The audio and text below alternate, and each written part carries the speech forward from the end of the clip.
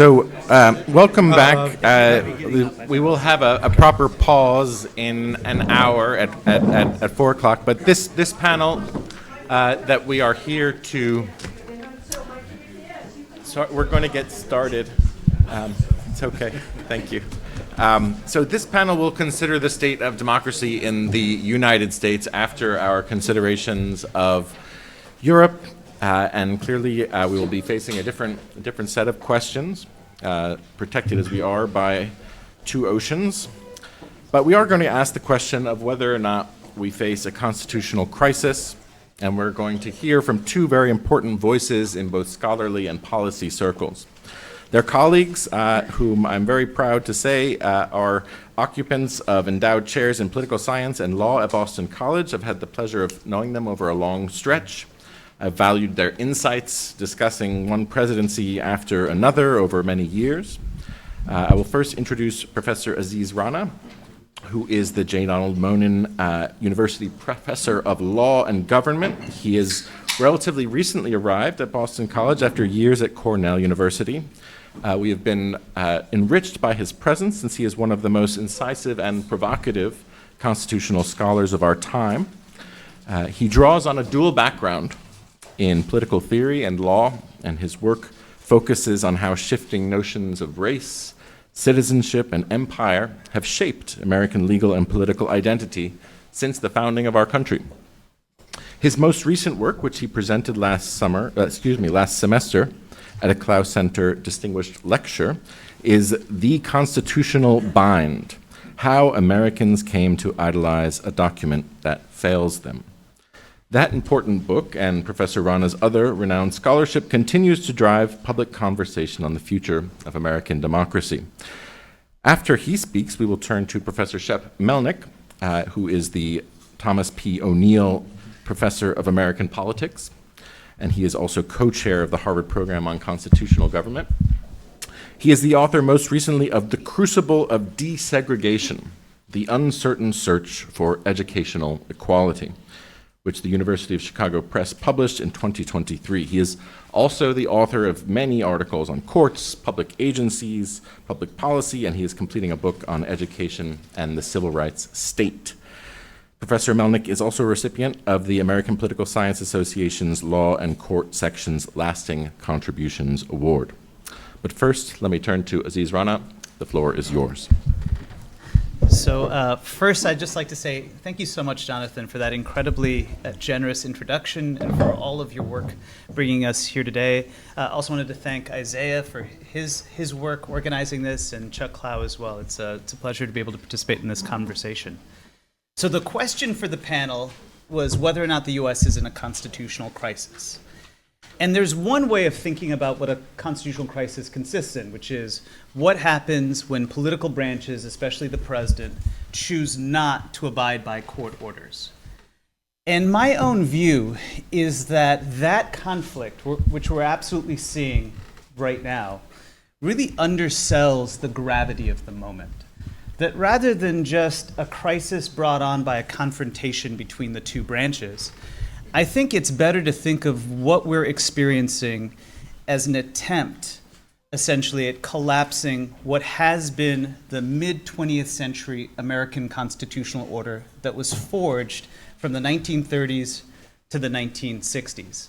And this attempt is being pursued by effectively trying to unilaterally amend Article 2 of the Constitution, which governs executive authority, by using an incredibly capacious and aggressive account of unilateral executive lawmaking to essentially take apart all of the different elements of what had been that mid-century compact. And so what I think I'm going to try to do, and I apologize, I know I only have 15 minutes, so I'm going to do my best to keep to time, is I'd like to go over what the various elements of the compact had been, why that compact was sort of facing various kinds of sociological peril over the last, let's say, decade plus, how the brittleness of the American constitutional system has played out in the context of that sociological peril, the way in which the Trump administration is going piecemeal after all of its different elements, and what does that suggest about the near and medium term when it comes to politics. Okay, so when I say there was a mid-century constitutional compact. What do I mean by that? Really what I'm talking about is what, if you grew up in the US at the end of the last century, at the beginning of this one, you would have understood as a shared set of constitutional agreements. And I'll note that they have a variety of different elements. So the first was the thought that the Constitution basically fulfills the principles of the Declaration of Independence and commits the U.S. to a project, broadly speaking, of racial liberalism. In other words, the steady inclusion of communities that have typically been treated as outsiders. The second was the idea that this vision of racial liberalism was tied to an account of civil liberties. In other words, that you have broad protections for speech and various other kinds of rights that were understood to distinguish the U.S. from various types of totalitarian foes, the Soviet Union, Nazi Germany, where in the U.S. you have a personal space of autonomy free from state intervention. The third component was a commitment to market capitalism, but hedged in by a regulatory state established through the New Deal institutions of the 30s and 40s. The fourth element was a commitment to checks and balances, the idea that the way that you end up having breakdowns of democratic authority is through overweening unilateral government power, oftentimes backed by tyrannical majorities, and so you need to have checks and balances that limit the political power of any single entity, and the Supreme Court as an insulated site of crafting opinion on the basis of right and interpretation is supposed to be like the paramount illustrator of how checks and balances can work. And then all of that was supposed to go hand in hand with an account of the U.S. on the global stage.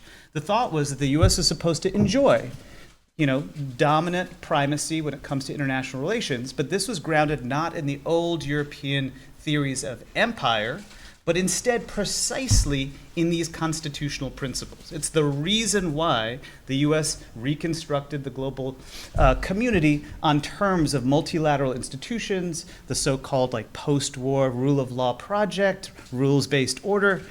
The premise was that precisely because the internal components of American life were organized in these constitutional ways, the external expression of American power was framed similarly through various types of constitutional constraint.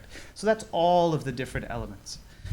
I want to note that its consolidation, this way of thinking of the American constitutional system, was a product of two really decisive sociological features in the mid-20th century. The first was the power of the labor movement, which was able to give massive supermajorities to the Democratic Party, especially in the 30s and 40s, to overcome some of the roadblocks within the constitutional system to implement large-scale social programs that ended up producing extensive buy-in from communities that traditionally had been disaffected with the American political system into that system. And then also ensure enough of a majority, popular majority, around these policies so that over time, even if they were chipped away, they basically persisted. The second thing, and this is key, was the Cold War. The confrontation with the Soviet Union had really profound effects on internal domestic life, and in particular, how national elites, both center-right and center-left, came to see sort of the nature of American international affairs, but also domestic security. And the thought was precisely because the U.S. found itself confronting an ideological antagonist that could win hearts and minds overseas, that could perhaps even convince Americans at home that its own set of institutions were illegitimate, that there was a need to find common ground. It produced a remarkable degree of depolarization in the 50s and 60s that was the condition for civil rights achievements in the 1960s, where you had both Democrats and Republicans at the national level essentially cohering around many of the elements that we associate with the mid-century compact, racial liberalism chief among them. What this speaks to is that rather than the particularities of the institutions, it was these background sociological conditions that created the possibility of entrenching this new framework. And one can highlight this by noting that this framework did not occur through formal changes to the text of the Constitution. It wasn't through amendment, and it wasn't through rewriting a new document. And that's because the U.S. Constitution then and now has broadly been understood as perhaps the hardest in the world to formally amend. And so what you did is you needed to have massive supermajorities that were popular, as well as extensive social cohesion among political elites in both parties in order to create landmark statutes that passed through Congress, and then to have the courts serve as a site for authorizing their constitutional legitimacy. That's the way that the order was framed. What's happened? And I'll try to go more quickly here. A couple things. First, there was a dramatic kind of sociological shift in collective life, which perhaps counterintuitively is the product of the collapse of the Soviet Union. The collapse of the Soviet Union changed many of the internal dynamics among political elites within the US. And in particular, one of the things that it ended up doing surprisingly is it reshaped, I would argue, right-wing politics. That much of the focus on Cold War and Cold War repression has been on the kind of attacks on socialists, repression of the left. But a significant feature of Cold War culture was the way in which it allowed a center-right to contain the far-right, precisely because of the need to create various kinds of social buy-in and the explicit presentation of certain types of views as outside the accepted compact. But with the disappearance of the Soviet Union, one of the things that really happened on the political right is the kinds of tools and cultural forces that were available for the center-right essentially became far more depleted, and you saw the emergence of a much more intensified far-right politics in American life that was unconstrained by some of the classic strictures of racial liberalism. The second key thing is really the financial crisis. And here, this is the American story and how it connects to the global account. The financial crisis in various ways really compromised the perceived efficacy and legitimacy of the establishment arrangements when it comes to economic life, what can be thought of as neoliberalism or the deregulatory version of market capitalism. And what this did is it made centrist politics in the US and Europe profoundly fragile in a way that it really hadn't been in a half century plus. But at a very specific historical moment, at a moment in which the classic institutions of the center left and the left, especially unions in the US and in Europe, were far weaker than they'd been previously. And at the same time, the far right and its connections with business were able, in a sense, to claim anti-establishment populist politics, so that right-wing populism had a kind of capacity within electoral politics in a way that it hadn't previously, and so it was far stronger. And you saw this in the US as well. But all of this then intersected with the particular brittleness of the US constitutional system. So the US constitutional system is notorious not only for having an amendment process that's incredibly difficult to operate, but also for being among the most undemocratic, little d, undemocratic representative systems among what we think of as mature representative forms of government. So it's marked by the fact that voting and really representation is organized around geographical representation rather than the principle of one person, one vote. And I just want you to note that even if you think it's important to have checks and balances to protect minority rights, it's another thing to say that the most significant minority that has faced various kinds of oppression within the US are folks that live in rural and small population centers, and so that you should have a constitutional system that's organized around dramatically elevating voting power.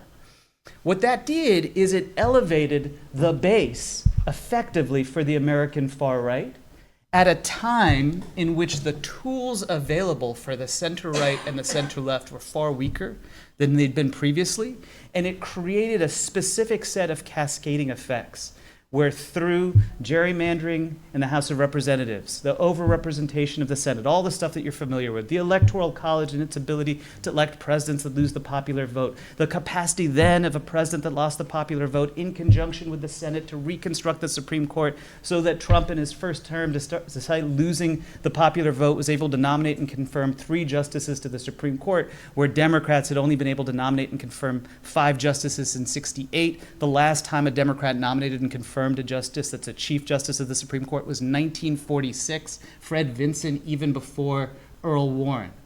All of this created a condition whereby even though Trump represented a minority base, he could come to power in 2016 and so dramatically elevate the broader authority of the far right within the US. And then the nature of the institutions had all of these deleterious effects once he lost power. It made it very difficult through impeachment, through prosecution, and also through policies that you see elsewhere, like if you try to engage in an authoritarian putsch in a constitutional system, you're not allowed to run again. That's something we've seen, for instance, play out with Bolsonaro in Brazil, but that's very difficult within the terms of the American constitutional order. So it meant that Trump could persist as a very significant political force, and then also the difficulties of the constitutional system, which paralyzed the effectiveness of the legislative branch as a tool for pursuing broad policy, made it very hard when Biden was president to kind of deliver on the promise of a fundamentally different kind of economic framework. So that instead you had a paralyzed legislative branch, an emboldened ex-president who's effectively defected from democratic norms, and the conditions that are really ripe for not just Trump's return, but Trump's capacity now to win even a very small kind of popular victory. And so all of that then sets the stage for Trump as a kind of unique historical figure, backed as well by an unelected billionaire, who's then seeing the return to power as an opportunity to essentially go after enemies while providing various kinds of benefits to loyalists, who's put in positions of power folks that are not part of the traditional Republican electoral establishment, but instead far-right ideologues, precisely because of the fact that they're the ones that are the most loyal, and then has pursued a series of attacks on the entire constitutional infrastructure. In fact, I would say the executive orders around anti-DEI should not be thought of as just about using anti-discrimination principles to protect, let's say, white citizens, but really calling into question the very principles of racial liberalism, the idea that non-white presence is something that is legitimate within various kinds of institutions. It's the reason why you're seeing the scrubbing of websites, the attacks on desegregation efforts by both campuses and companies, alongside the aggressive use of prosecutions in the context of what are viewed as positions associated with inclusive politics. And you can say the same thing about the attack on speech, which isn't just something that's contained or limited to particular disfavored communities, though there's certainly that, but in a way replicates elements of the old McCarthyite politics that really the civil liberties story was supposed to put aside, namely the idea that it is appropriate to use the instruments of government to sow widespread fear and intimidation about the legitimacy of engaging in any kind of speech. And then you can say the same thing about regulatory apparatus, where you have the unilateral executive engaging with tools, legal arguments that have come from conservative jurisprudence to pursue essentially a totally discretionary effort to collapse the old New Deal administrative state. And then you can say the same thing about checks and balances, where there might have been this linkage between a strong court and a strong president, especially international affairs. But now you have arguments drawn from the politics of sort of international an imperial presidency in national security that's now being applied domestically to effectively say that it's the executive that enjoys supreme control over making determinations about what counts as constitutional. And all of this plays out in the international domain, where whatever you might think of the legitimacy of the multilateral arrangements that the U.S. established, it is noteworthy that the Trump administration is defecting from them, because they are precisely the international expression of domestic constitutional commitments. Even USAID.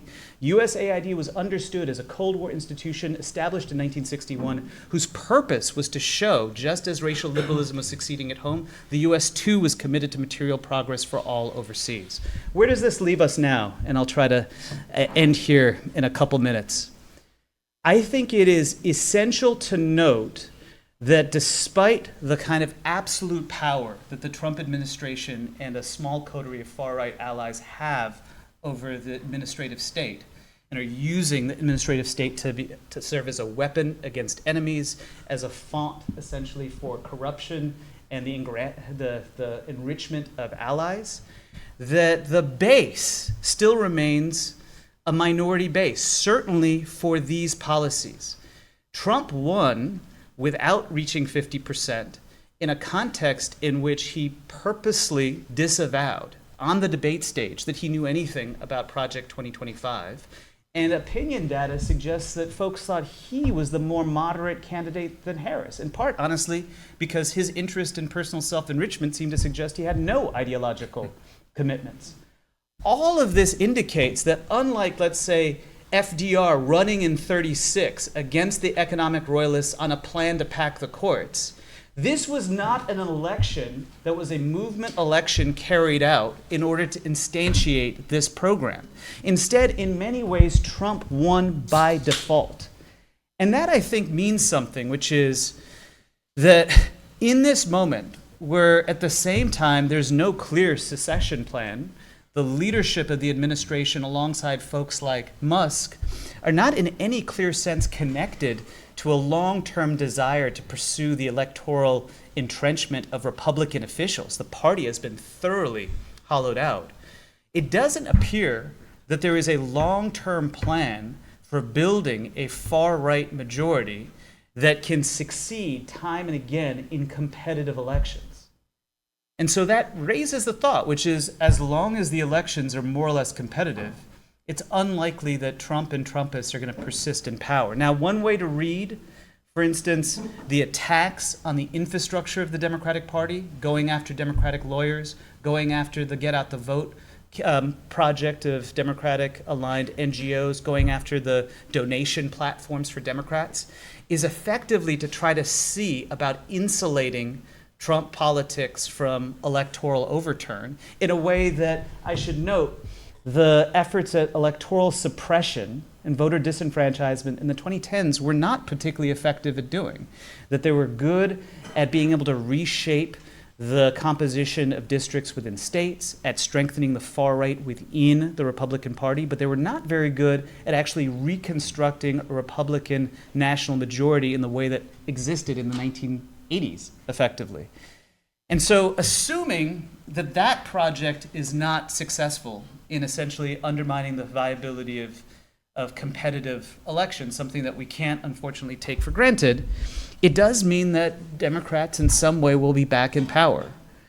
But I do think that this is where I'll end with a note of optimism and caution, that return to power, if it were to happen, will itself be a victory by default because of the profound disenchantment with incumbents of any stripes at a moment in which the country and really the global community faces all of these endemic crises, and yet the institutions of the US, the legal and political institutions, seem so limited in their capacity to address them. And so unless Democrats take that moment and really the years right now of opposition to create something like an oppositional culture on behalf of the very principles of democracy, to understand themselves institutionally as organized culturally as an opposition, and to view the return to power as a site for actually transforming constitutional life in ways consistent with genuine principles of liberal democracy, I worry that we'll be back in this same conversation indefinitely, where Democrats will be back in power, and as occurred with the Biden administration, forms of paralysis, the desire to play effectively by the old rules, will mean anti-incumbency will produce new forms and perhaps even more nightmarish forms of far-right politics. And so the only way, in my view, of vanquishing the kind of sociological roots of the far right in the US and the fragility of American institutions is by developing a politics that's capable of naming the weaknesses in the constitutional system and associating it with a genuine defense of democratic principle. Thanks so much.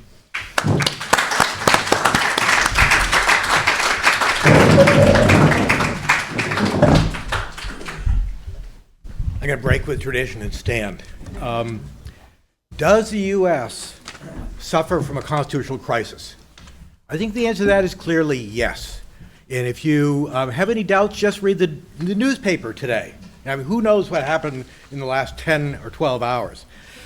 Contempt for the rule of law, contempt for due process, using the criminal justice process to attack your political enemies, dismantling agencies that have been created by Congress, impounding funds, disobeying court orders, threatening to impeach judges, attacking judges. You know, what more evidence do you need than that we are at a crucial constitutional point?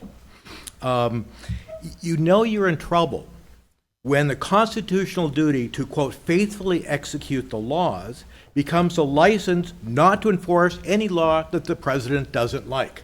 That's an odd reading of the Constitution. In the short time I have, I'm not going to, I think this is pretty obvious. So I wanted to basically what Aziz did to talk about the causes, and I think he and I identified different causes. So we'll have a little bit of disagreement here. We can't just blame Donald Trump. We knew who he was when he got elected, especially the second time. He's doing what he said he was going to do, and people still voted for him, and he got a plurality and almost a majority. The causes go far deeper, and they should lead us to worry about the degradation of our political culture. As with all important events, this has multiple causes, and I'm going to identify 4 of them, and I'm sure there are others. First, democracy itself. As Alexis de Tocqueville explained 200 years ago, democratic majorities are impatient. They view legal formalities as impediments to popular sovereignty. Donald Trump might be an authoritarian personality, but he shares with his supporters democratic disdain for the slow process of negotiation and compromise that lies at the very heart of representative democracy. Congress is constantly derided for being slow. It is. It should be. It's designed to be. The president, the tribune of the majority, can act quickly and force others to react. That's the appeal of democratic populism. According to H.L. Mencken, democracy is a theory that the common people know what they want and they deserve to get it, good and hard. And we're getting it. I mean, I just saw in the Post, I think today, the majority of people like the fact that Trump deported people to El Salvador without any due process, without any understanding of whether they were a gang or not, but people like that. I mean, that is an indication that due process is not always popular. As Fareed Zakaria and Yasser Mung and many others have emphasized, the form of government that we cherish is not simply democracy, but a particular form of democracy, namely liberal constitutional democracy. Illiberal democracy, with elections without rights and without checks and balances, is a prelude to authoritarianism. It's crucial to remember that the adjective liberal and the adjective constitutional place limits on the noun democracy. They limit the power of those elected through democratic means, especially executive power, but also the power of judges and legislators and government as a whole. Liberal constitutional democracy requires respect for process. Legislative process, judicial process, due process. It requires respect for formal institutions. It takes patience, which is really difficult in our internet-driven world. Patience is in short supply. Above all, we need to remind ourselves that democracy by itself is not enough, and that alone it can be dangerous. The best way to do this is to reread Federalist Number 10 on the dangers of majority faction and the necessity of institutional checks and balances to protect liberal government. Cause number 2, over a century of steady expansion of presidential power. Teddy Roosevelt, Woodrow Wilson, FDR, Lyndon Johnson, Richard Nixon, Reagan, Clinton, George W. Bush, Obama, Republicans and Democrats, liberals and conservatives, all expanded the reach of the presidency. The less they got through Congress, the more they did unilaterally. As divided government became more common, so did the use of executive orders and other instruments of presidential unilateralism. Sometimes these presidents announced admirable policies. I think most of us here would say that Obama's executive orders, DACA and DAPA, really good policy, but they were also unilateral. Sometimes, though, executive fiat produced unworkable Rube Goldberg contraptions, most notably Obama's clean energy plan that never went into effect, and it would have been not worked very well if it had. Sometimes they were hastily thrown together acts of political theater. Trump's 2017 Muslim ban and most of his recent emissions. And sometimes they were expensive handouts to favored constituencies, most notably President Biden's failed effort to cancel billions of dollars of student debt. Regardless of their individual merits, each one erodes the authority of Congress and opens the door for wider assertions of unilateral presidential action. Despite the warnings that we received during Trump 1.0, and there were a lot of warning signals then, Democrats took no action, none, to rein in the presidency after Trump left office in disgrace. In 2020, the respected Republican law professor Jack Goldsmith and the respected Democratic lawyer Bob Bauer published a 400-page book with scores of recommendations on how to limit presidential power. None of these were adopted by Congress when it was controlled by the Democrats after the 2020 election. Instead, the Biden administration expanded executive power even further. Now, some of the powers wielded by presidents aggressively in recent years are rooted in the Constitution, but they've been stripped of some of their traditional restraints. A leading example here is the pardon power, which has increasingly been used by presidents to help their friends, however guilty, however culpable they might mean. That started with President Clinton and accelerated under Trump and Biden. And I expect it to accelerate even more in the current Trump administration. Many of the most important powers, though, come not from the Constitution, but from statutes passed by Congress. In 2020, Bauer and Goldsmith found 123 statutes that contained emergency powers given to the president. Among those are the laws that Trump is using to slap tariffs, which are taxes, on imports from Canada, Mexico, and China. We used to think that the power to tax lay in Congress. No longer. Even more ominously, Congress is on the verge of handing over the power of the purse to the president and to his unelected plutocrat pal. Refusing to spend money appropriated by Congress, shutting down agencies created by Congress, that is as serious a threat to the Constitution as denying the right of habeas corpus. If Congress acquiesces to wholesale impoundment, we will no longer have separation of powers. With Republicans in Congress deferring to everything that the White House does, courts have become the only restraint on presidential usurpation. And now the Trump administration has challenged their authority to give commands to the executive branch. In Marbury versus Madison, Chief Justice Marshall established the principle that members of the executive branch are bound by the law, not by what Marshall called the instructions of the president. Today, apparently, that principle is up for grabs.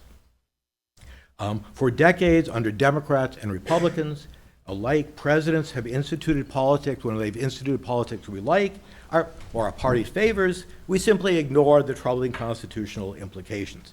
During the first Trump administration, we were warned. During the Biden administration, we were struck with amnesia. Now we're reaping the whirlwind. Third cause. I just have four, so I'm on three. The older people in the audience might remember when conservatives were the harshest critics of unlimited executive authority and the firmest defenders of the Constitution and the rule of law.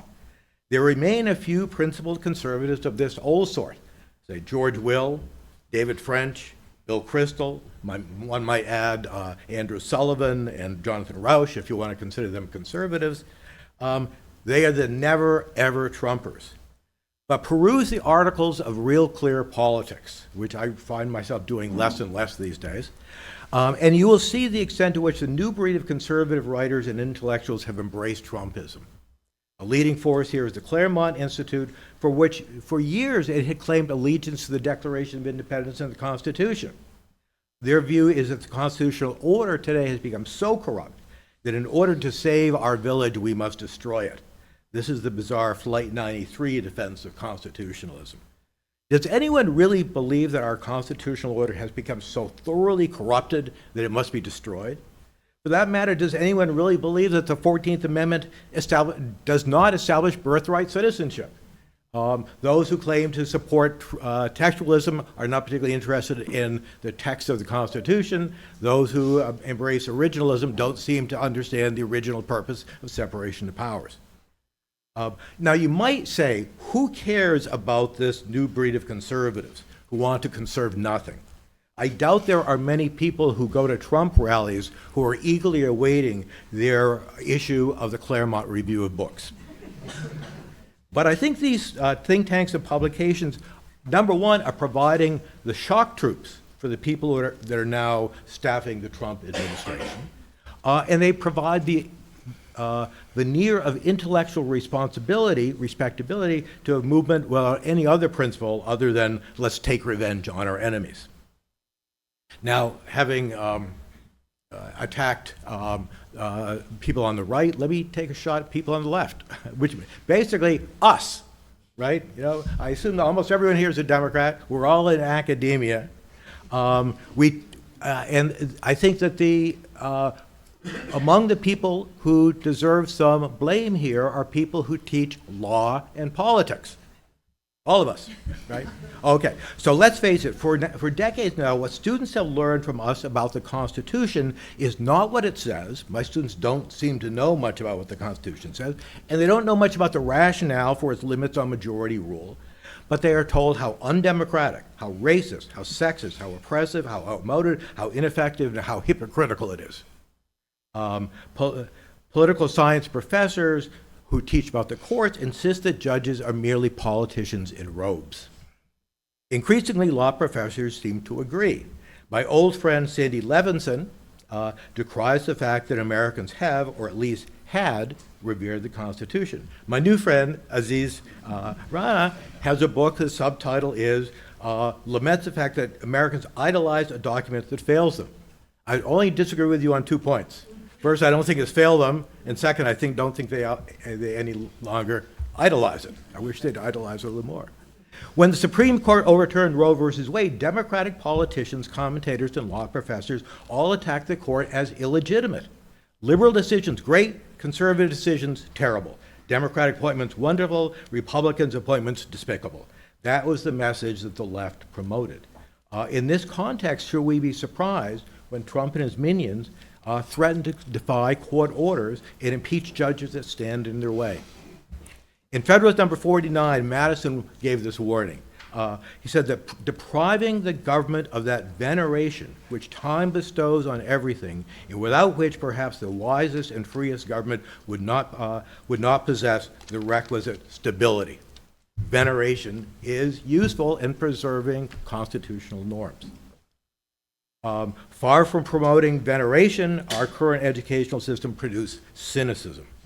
To be sure, we should not promote hero worship, but we do have an obligation to explain the rationale that the founders offered for their choices, the dangers of pure majoritarianism, the dilemmas inherent in governing a liberal republic, and the flaws of the original Constitution that we have corrected.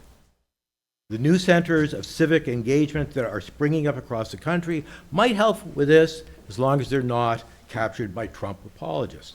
But the responsibility lies with all of us, law professors and political scientists, scholars and journalists, left, right, and center, to see, we have seen one of the battalions that is the enemy, and it is us, and we need to recognize that. Now, if I haven't sounded alarmist enough, I'm going to sound another alarm, and I think this is something that Aziz pointed to in the previous panel. The erosion of liberal constitutional democracy that we see occurring at home is compounded by the retreat from promoting liberal constitutional government abroad. The Trump administration is in the process of shutting down the Voice of America, the National Endowment for the Humanities, the Institute for Peace. Why? You know, this is really astounding. Meanwhile, the Trump administration is cozying up to autocrats in Hungary, Russia, and elsewhere.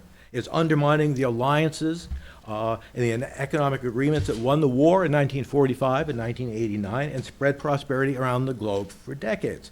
We built those alliances and achieved that prosperity because we believed that securing our liberal constitutional government at home is tied to the spread of liberal constitutional government beyond our borders.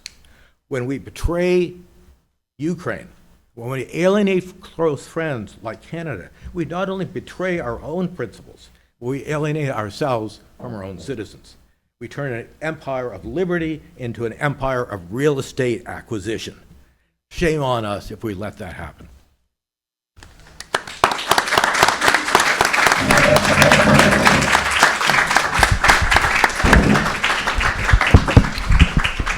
Well, let me thank both professors for these very provocative remarks. I want to allow you, Aziz, if you'd like to engage with with any of Shep's points, and then the rest of you can think of questions or comments you would like to make. Yeah, so I suppose, there's a lot that we agree on. I suppose the one thing that we disagree on is the extent to which the problem in the U.S. is illiberal democracy and tyrannical majorities. So I should say, I'm not a fan of pure majoritarianism. I think any effective system of constitutional democracy requires checks and balances. Again, my primary critique of the American system of checks and balances is precisely the way it's structured around geographic representation. But I'd also say I have a different analysis of the problem in the US, where if we were having this conversation, frankly, about Hungary, about India, about Israel, there I think you can make arguments that there's large ethno-nationalist majorities that are running roughshod over various kinds of protections. The problem is a kind of tyranny of the majority. But if you're telling the story about the US, I actually think the problem is quite different, which is precisely the capacity of certain empowered minority coalitions to take advantage of the tools within the constitutional system that dramatically elevate the power of that minority coalition to both claim power when they don't have majority support, to then compromise and paralyze effective government when they're out of power, and then to create essentially various conditions of disaffection and paralysis to even be able to gain, bare majorities at various moments in time. And that's not a problem of illiberal democracy, and it's the reason why it connects, in my view, to the critique of presidential power, which I agree with. Namely that just like in various places, this is Wan Lin's classic argument about the perils of presidentialism, what we've seen in the US is that precisely because the majoritarian institutions like Congress fail, are ineffective, are paralyzed, that it creates the resort to extreme forms of executive authority. So you've seen bipartisan turns to executive lawmaking because even if you have majority support, it's incredibly difficult to impose through our effective system. You can even think of, a whole host of policies under the Biden administration, but also you can think of Republican presidents where if you had an effective functional legislative branch, it'd be much easier to then cabin executive authority. And so that suggests to me that, yes, there's problems of tyrannical majorities globally, but the US is not experiencing Turkey and Erdogan. The US is experiencing the particular problems of minority rule using the instruments of a really flawed institutional apparatus to then essentially collapse constraint as such. Now, it could be the case down the line that we're living with the issue of tyrannical majorities, but that actually hasn't been the problem within the country. It's not illiberal democracy, it's the failure to have effective and functional democratic institutions that's produced extreme versions of illiberalism. Obviously, if I could remake the Constitution, there are lots of things I would remake. I would not have equal representation in the Senate. But we go to politics with the Constitution we have, and not the one that we wish we had. And I think you exaggerate the dangers that creates. Let me just, one of the points I think I disagreed with you on, that Trump won by default. He won because the Democrats really screwed up. And it wasn't that Congress wasn't doing anything in the first term of the Biden administration. They were doing a lot of things, some of them good, some of them not so good. Inflation was probably in a large part a result of overspending then. The Democrats made a lot of really stupid mistakes. I'll just say, why would any party put so much political capital on this minor issue of transgender sports? Why don't they just put a sign on their back saying, "Kick me"? And that's what they did. So there was a lot of mistakes. And Congress, during the 117th Congress, was not inactive. And for a lot of periods of time in the Obama administration, Congress was not inactive. So it's possible to put together majorities despite the fact that we have a Senate, despite the fact that we have first past the post. And I don't think we should blame the Constitution as much as the parties that has not been was not able to succeed in putting together a coherent policy. One final thing. Clearly there is a possibility of a lot of wasted votes in a first past the post single member panel. I'm looking at David Hopkins, and David Hopkins has showed the extent to which a lot of the problem is the fact that Democrats all cluster together and Republicans spread out. And unless you kind of do away with first past the post and single member district, go to pure proportional representation, that's going to be an important factor. And I would just say, a lot of us, the undergraduates, really love proportional representation. And I say, Israel. If you want to see the problem of proportional representation, just look at how proportional representation has completely screwed up Israel. So let me turn now to the audience. We have a microphone that we can bring you. Thank you, Sam. First up is Spencer Boyer, and then next to him after that.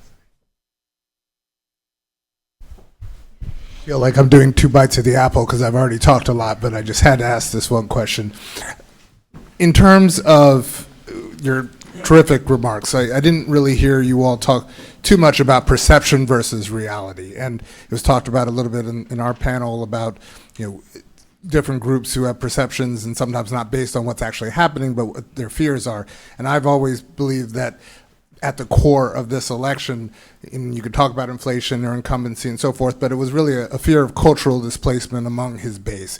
And that plays out in different ways, whether it's fear of the borders security not being strong enough, or transgender rights issues, or even this obsession on DEI and the distortion. And it's not often based on any reality, it's based on the perception. So even your example on the transgender issue, I would say that it was not that the Democrats were having this as like some core issue, it's that the Republicans were extremely effective in making people believe it was a core issue and that the Democrats maybe didn't effectively push back. So I'd just love to hear your thoughts about going forward in terms of this fear of cultural displacement, largely among white working class voters who are still the core, even if Trump has expanded his base. How do you change that around? Because I even believe that Trump could have had the exact same economy as Joe Biden, Kamala Harris did, and probably could have still turned that into a win, and that some of the people who are the most angry, they could be making 200,000, but he could convince them that you'd be making 500 if it weren't for Mexicans or blacks or transgender people or liberals or Muslims or whomever. Yeah. I'll just quickly say that, what you remind us of is that what's happening in United States politics is very similar to what's happening in European politics. Immigration, the sense of displacement. This is no longer our country. And so I think you'd have mentioned that the vote for the far right is greatest when there are very few immigrants in the area. And that's true in this country too. It's not that people kind of come in contact with immigrants and they don't like it. It's that they fear this force that they think is transforming the country. And we know that the biggest divide now in American politics is between people without a college education and those people with a college education.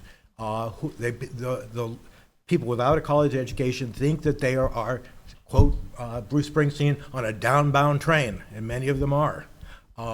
So I think you're absolutely right about the fear of displacement, about the social malaise, and certainly Democrats have to find a way to turn that around. So the thing that I'd say is that reflecting on politics in the U.S. over, let's say now, I guess the last decade and the way things have developed, has made me a lot more Tocquevillian than I was as, like, I guess a graduate student or a younger person. And by this, I mean that I find it increasingly essential what the intermediate meaning-making institutions are that exist within a society. So the Tocqueville argument was that at the end of the day, the thing that was supposed to promote the combination of liberty and equality in the US, and we can think about the pluses and minuses of this overall framework, was not geography, its isolation from Europe, was not its institutions, but was what he called, mores. And really what he was emphasizing was like civil society. So like the thick cultural locations that people found themselves part of. In other words, what were the neighborhoods, the schools, the workplaces that folks experienced on an everyday basis, and what organically were the values that emerged out of those institutional sites. This is an argument that somebody like Putnam, Bowling Alone ended up picking up in the 90s about really the collapse of these intermediate sites. But the thing that I think Putnam ignored in his work that I think we're dealing with right now is that for working class, non-college educated Americans, particularly white Americans, that the central meaning-making institution that produced a commitment to some combination of racial liberalism and a limited social welfare state was the union. And we tend to think of a union as explicitly about gaining specific kinds of benefits for its members. But I think a better way to think of the union was that it was a central intermediate institution that organically produced a cultural world in which folks were committed to the values, broadly speaking, of the mid-20th century compact. And the thing that's happened in the US and Europe, but in the US to an extreme degree, where you have 6% of the private economy unionized, is that along with the union, along with the typical structure of the party as not just a vote-gating mechanism for elected officials, but also as a membership organization that provides a cultural world, along with the Black church and various kinds of church institutions, all of the institutional spaces outside of what you think of as the Supreme Court, the official checks and balances that are supposed to safeguard democratic norms, all of them have been hollowed out. And that's created a very particular moment for the far right through the specific political skills that somebody like Trump has, backed up by a billionaire class enjoying the tools of social media as well as a far right media machine, to essentially create a very different cultural world for folks that are especially working class and non-college educated to inhabit. And it tells me that, one, if we think seriously about the problem of the tyranny of the majorities, the best way to ensure against even illiberal democracy is probably not your formal checks. Because the story in the US is time and again, those checks just haven't worked. It didn't work in the context of slavery. It didn't work in the context of various other kinds of rights projects. Sometimes it does, but it's rare. But really, it's the cultural world that people inhabit and the intermediate non-state institutions that end up shaping their life. And so I would say right now is a time alongside real soul searching about the future of the Democratic Party project. I would also argue that the Democratic Party was not the one that was putting various kinds of claims front and center, even though honestly, my own position is I think as a matter of principle, we should support those that are most marginalized. These were used and manipulated by the far right. But part of the reason why that was successful was because the party didn't have the depth of cultural infrastructure that had previously shaped American life. And so if you don't have strong workplace spaces, if you don't have desegregated neighborhoods, if you don't have schools that are they're able to reproduce a specific kind of cultural world, you end up with essentially fighting what effectively is a cultural battle against the far right with one hand tied behind your back. Thank you. Another question from a student here. Yes. Thank you. My question is that earlier, Professor Melnick, you talked about a book. I forget who the authors were that you mentioned, but you talked about a book published, I believe, during the Biden administration about things which Congress or government in general could do to rein in the powers of the presidency. And I suppose I have two questions. The first one would be, would you be able to give some examples on what those are?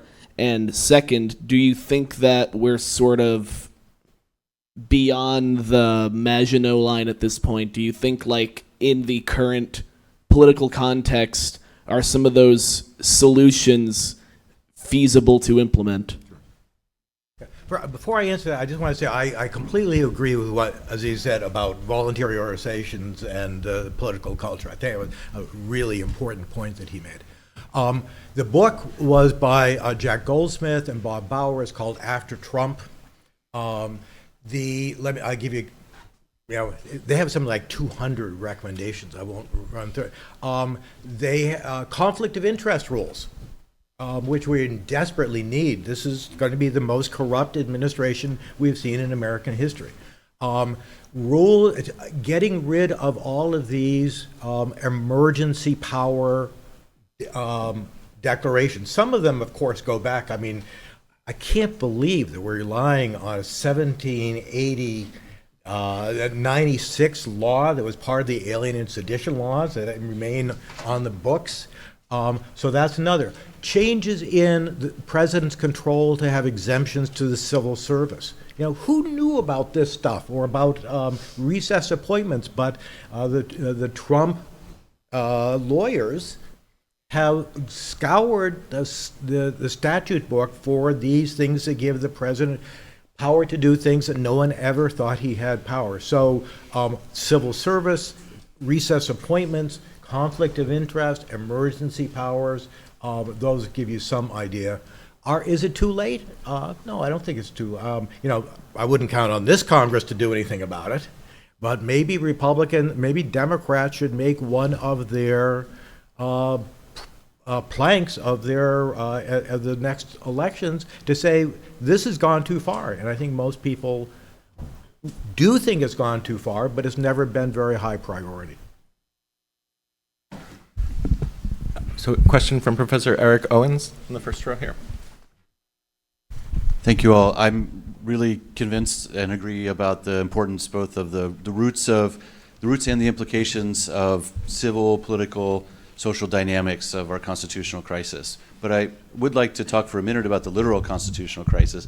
If you could speak a bit about that, about what not just the possible political corrections to the law that Shep was just talking about, but what we're actually seem to be facing in the coming months of a potential executive ignoring Supreme Court rules or federal judges or something like that. Can you play that out for us a little bit about what we might expect and what are the possibilities? Yeah. Have the law professor go Yeah. first.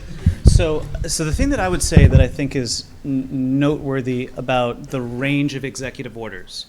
So independent of what might happen in the courts, if you're somebody that's supposed to provide like impartial legal analysis about the constitutionality of what the executive is doing, I think in issue after issue, so this is from birthright citizenship to the dismantling of the Department of Education or a variety of different agencies, that this is pretty patently unconstitutional. These are not 50-50 questions.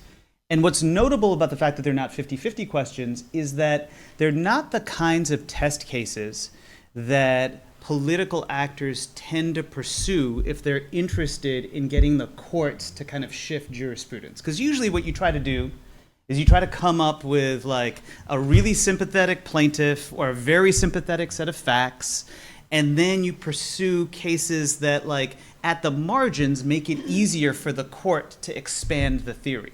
Honestly, that's been the politics, for instance, around building the theory of a unitary executive in the context of legislatively established agencies. Instead, what the Trump administration is doing is taking extreme positions that one would assume a court that's committed to just upholding the law as it currently exists would then push back at.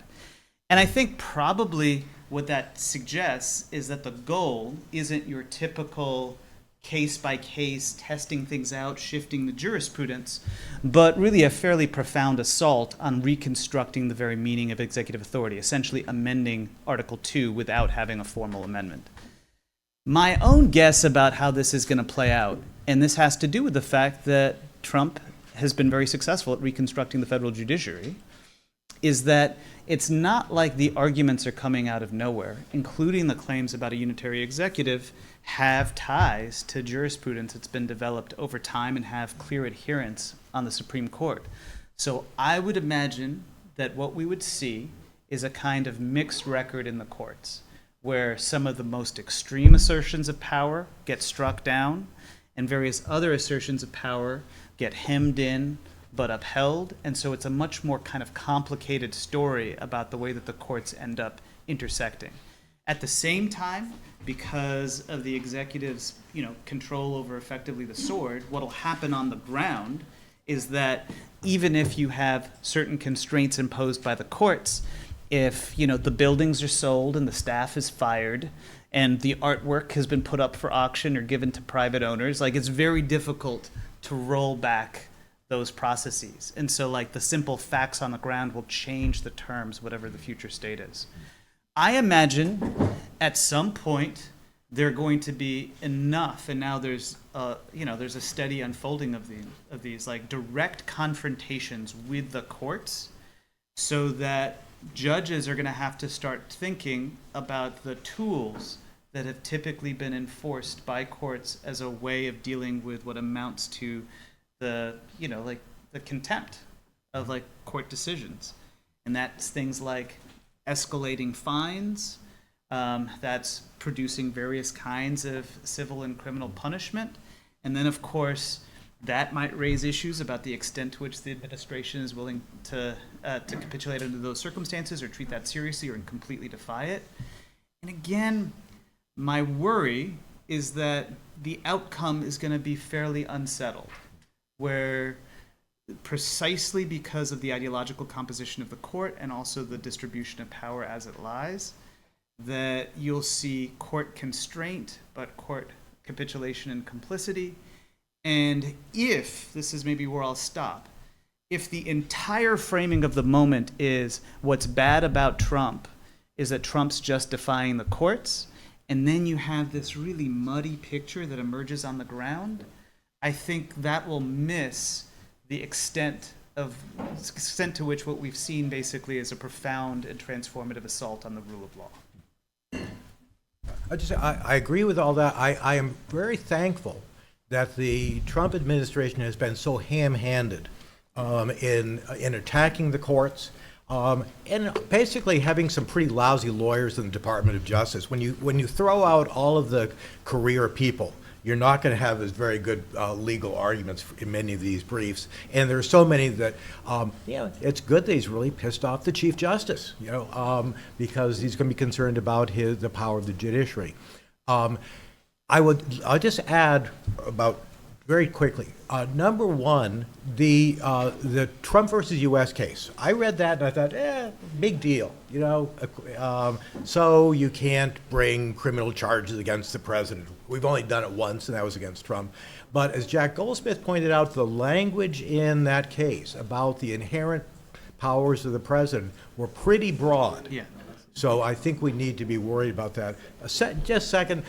The irony is that with Chevron deference, most of you don't know about administrative law, but the conservatives would say, we should give judges more power to strike down what administrative agencies do. But of course now the president is saying anything I tell them to do, they got to do, and the court shouldn't overturn it. This profound conflict between because the legal strategy of conservatism is coming home to roost. So we are going to take a quick break for coffee, so I'm going to ask you to return here in 11 minutes, but first please join me in thanking Aziz, Rana, and Shep Melnick.